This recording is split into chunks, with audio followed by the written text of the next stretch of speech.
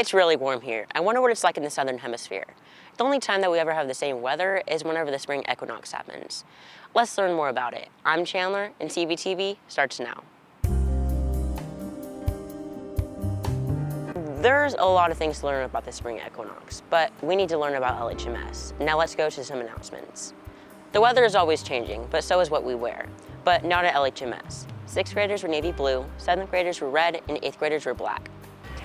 When we have summer, the southern hemisphere is in winter. Although it may feel like winter in some of the classrooms, we always have to have a LHMS hoodie on. And if we don't have an LHMS hoodie on, it has to be full zip up or button up. Also, no holes or tears in your jeans.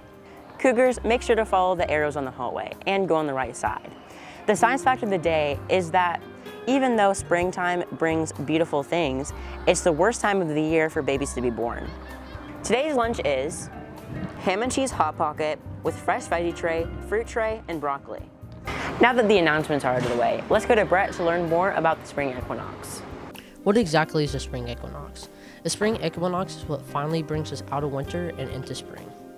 Everybody knows what springs mean, but what does equinox mean?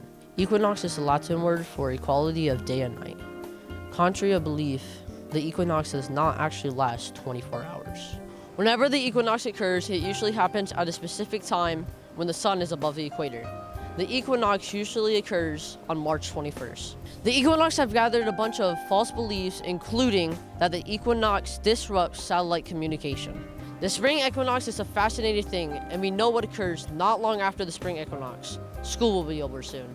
Anyway, Cougars, I'm Brett, reporting for CVTV.